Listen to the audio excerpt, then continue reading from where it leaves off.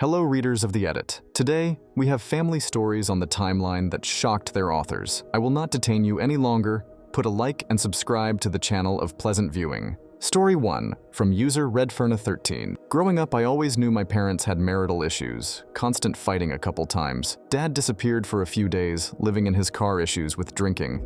But they stayed together. And when I asked why didn't they divorce, they always said they loved each other too much. And in the past few years, things seem to have gotten better. My parents, in fact, are now so comfortable in their relationship that they make jokes about all the awful stuff they've done to each other in front of me. What I've managed to put together is my parents met when they were 14, and my mother was dating an 18-year-old, and my dad would relentlessly ask her out until she eventually dumped her boyfriend. For my dad, my mother went on to university after college. We're UK, whereas my dad dropped out of college and went straight into work while constantly drinking and partying. It was at one of these parties, while my mum was studying, that he cheated on my mum with someone from their old secondary school, so she dumps him barely a year later. My dad realizes he doesn't know how to do anything for himself. No one else wants him, and he goes crawling back to my mum. She agrees to take him back, but only if he marries her not immediately. But eventually, she said he agrees. And a short year after that, aged 22. Now she's already pressuring him to propose. He fumbles. Frankly, we're in Paris, but forgot the ring, and proposed back in the hotel room after they'd visited the Eiffel Tower that day, which was her dream proposal. But she says yes, a month after they're married. Mum pressures him into having a child that he doesn't want. And 9 months later, I was born. They soon realize how hard having a child is, and basically pawn me off on my grandparents for the rest of my childhood. After me, there were 2 more accidental babies, and each time my dad threatened to leave her if she didn't abort them, she managed to convince him to stay, while keeping my siblings by promising he wouldn't have to raise them. He didn't, but neither did she. Frankly, I did. And that is only what happened before. Shortly after I was born, if I carried on into my childhood, we'd be here for years. What they sold to me as the perfect love story. Been together since they were 14, proposed in Paris, soon married and had children because of pure love, is in fact a bunch of skewered half-truths from a horrible, twisted love map of my mother's manipulation and my father disappointing her time and time again. Story 2, from user Responsible Tomatoes. My grandma had an affair with a Catholic priest while she was married, and then left her high school sweetheart, who she had 5 children with. Then she ended up living with said priest, and her kids had to lie and refer to him as an uncle. When people asked them about their living situation, I always thought it was true. Love I found and kept letters and notes. They wrote each other when he was overseas with the military, and it seemed so genuine, and I'd always heard so many nice stories, and I suppose it could have been true love. I was raised to believe that my biological grandfather, my dad's real dad, was a monster. I had been under the impression he left my grandma and abandoned his 5 children. My one aunt died in a drunk driving accident, and he couldn't be bothered to show up. I never met him. My entire childhood, I was literally encouraged to actively hate him. They said he remarried and basically started a new family and was controlled by his wife. The priest essentially raised my dad and aunts and uncles, and they have always revered him. He died before I was old enough to have any memories of him, but I'd always looked at him with a positive light. He'd taken my grandma and a couple of the kids to Hawaii, bought my grandma a Suburban, and the house was in his name. My grandma was even left. His military benefits still unclear on how this was finagled. He paid for the kids' colleges. He had an incredible life. He had pictures with Bob Hope, and other celebrities got to travel a ton of places, etc. One day, I was curious if he had any relatives alive, and if they had ever known about this salacious relationship. Then I Googled him and it changed my life forever. He posthumously was accused in a lawsuit with a large group of priests of wrongdoing over an extended period of time. You can guess the nature of the lawsuit. It was on several law websites, and I found the lawsuit. Papers, surely enough. His name was mentioned. Unease began to ensue. I did more digging and eventually found a 16-page document.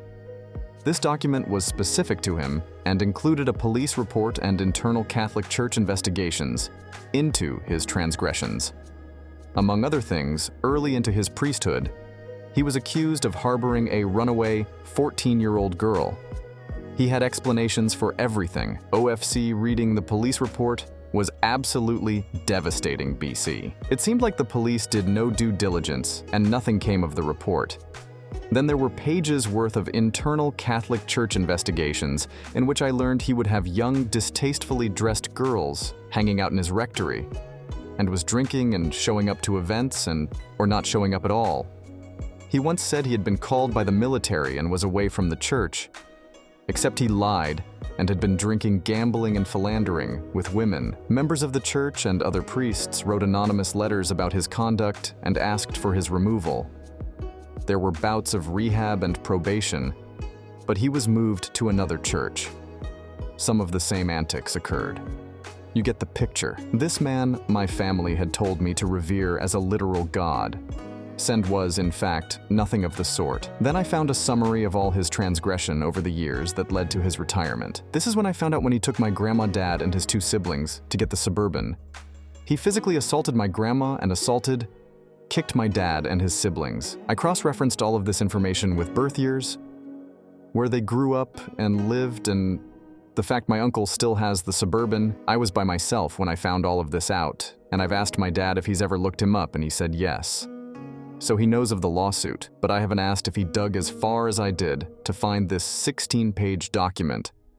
I don't know how to approach this, or if it's even worth bringing up to him. I'm curious how much he knows, and if he remembers being assaulted.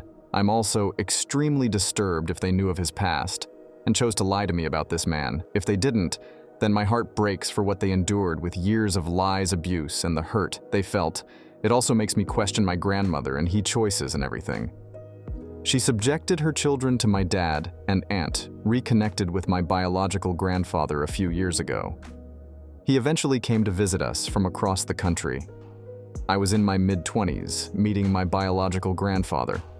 I am truly apathetic to him and forming a relationship with him. My mom had 2 husbands, and those were my grandpas. My grandpas. And grandmas have all passed now. So I've mourned losing all of my grandparents. I do not feel this man is my grandfather and have been at peace with this for a very long time. However, it's made me realize my grandma abandoned him. He was the one who came to the church with the suspicion she was having an affair with the priest. At that, my heart breaks for him. The priest also did my aunt's funeral. So while some piece of me feels I can't forgive him for not going to his own daughter's funeral, I also can't imagine having to face a priest who my wife ran off with him, so torn that my family pitted me against this man that is my biological grandfather, when this priest was clearly a fraud and lacked human decency and morals. It is also clear that my grandma made extremely questionable decisions, and with other unrelated reasons had tarnished my vision of her. Needless to say, one of my wild facts has changed significantly. For my grandma fell in love with a priest, truly so conflicting and heartbreaking. Story 3, from user Gallifrey Hoovian, that my dad was treated like shit by his parents his entire life. Oh boy, this is going to be a long one for the sake of the story. My grandfather will be dipshit and grandmother cuntalocks. It wasn't until I think I was about 8 years old, I realized my dad didn't have the same type of relationship with his parents, like my mother has with hers. I pretty much didn't pay attention to anything unless it really caught my attention. I'm autistic with ADHD. Try to get me as a kid to focus on something good luck. So I can remember traveling with my dad and brother to his parents' house. And what normally happens is I would go straight to the living room to watch TV because I was terrible at socializing, and they had channels we couldn't afford to have. Plus, this is when Star Wars, The Clone Wars, was on TV. So I wanted to watch it as much as possible. I literally sat down for 30 seconds, and then there was shouting, to which Cuntalocks says to my dad, "You never phone, now bear in mind." Dipshit would phone my dad every night, and he'd speak to both of them. Plus, we'd go up once every 1 to 2 weeks to see them. So I couldn't understand why she was angry. Next thing I know, I'm back in the car, and my brother and I are trying to just calm our dad down. He was upset than angry, but we still made sure he was okay. I think like a few days later, she apologized to my dad via phone call, and things went back to normal. I can't remember all that was said, but these are the highlights from what I was told over the years. They never took him to rugby practice. They made him cycle almost 30 miles a day in total, unless it was raining in, which he paid for a taxi, but it couldn't pick him up outside his house. He had to walk about 5 minutes from the house to the end of road to get it. The reason his parents were worried about what the neighbors would say about them having their son catching a taxi. My dad, when he was a kid, I think teenage years, had an argument with Kuntalax, so she told him to lean over a table, which she then struck him with a pool cue. The pool cue broke my dad's wedding day. They were telling people that my mother wasn't good enough for my dad. My day had to have his leg amputated in 2015. He spent about a month in hospital, and during that time, they were constantly telling him about people who died. It gets better. He's diabetic, and Kuntalax is too. Though she treats it like it's not that big a deal, they bring him a massive box of Maltesers and a tray of jelly pots. The nurses, when they saw, were genuinely shocked by this.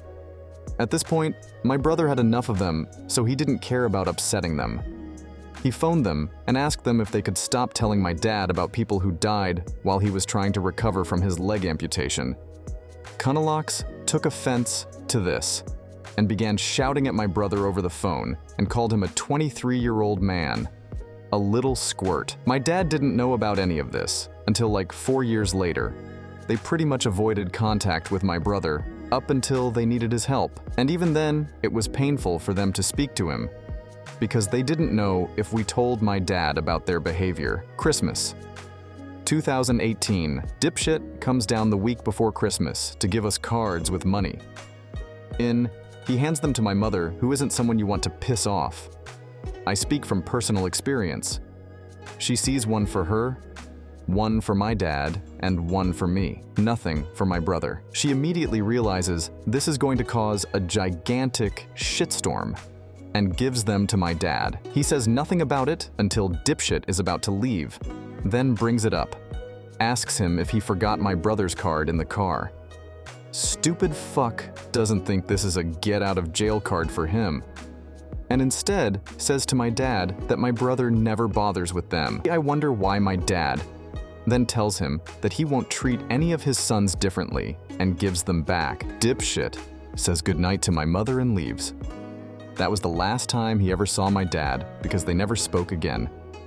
November 2019, 3 days after my birthday, which was probably one of the best ones, I had my dad dies. He was rushed to hospital, and then a few hours later, my mother phoned me to say my uncle was coming to pick me up, to take me to the hospital. I got there, and my brother greets me, asks me how I am, and has the best poker face I've ever seen, because he shows no indication that something's wrong. We walk round to this corridor, and I see those cunts still think nothing's wrong. A nurse asks me who I was, and I explain. They immediately point out that they are his parents. The nurse genuinely didn't give a fuck because my mother told him what they were like. I go into this room where my mother is holding back tears, and it immediately hits me, like the worst pain I've ever felt in my entire life. I've broken bones, been in fights, had my heart broken. None of that compares to pain. I felt that day. I knew before my mother said what she was going to say. For the rest of the night, I was numb, like I couldn't feel a thing. But dipshit, oh dipshit, couldn't be a normal human and try to comfort his grandchildren and daughter-in-law. Oh no.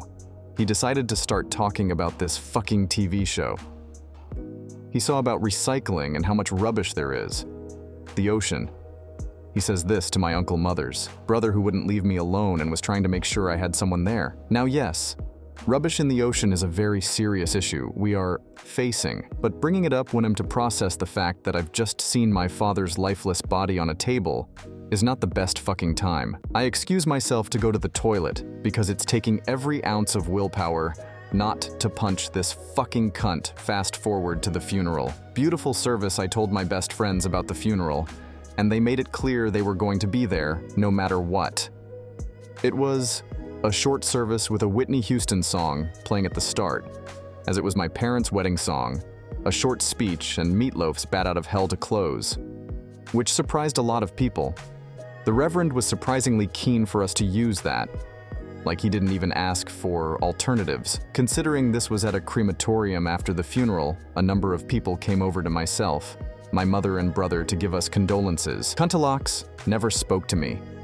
Only dipshit. He came over, shook my hand, gave me a hug, and said the words, "I will never forget. You're a man now." Yup.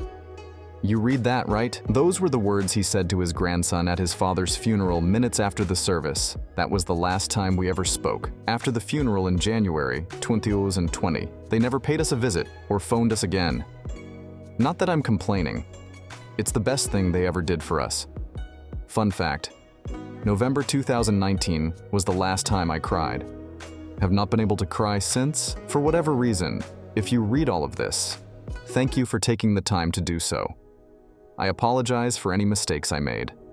I hope you can understand what I've typed. Thanks for watching. Don't forget to like and write comments. See you later.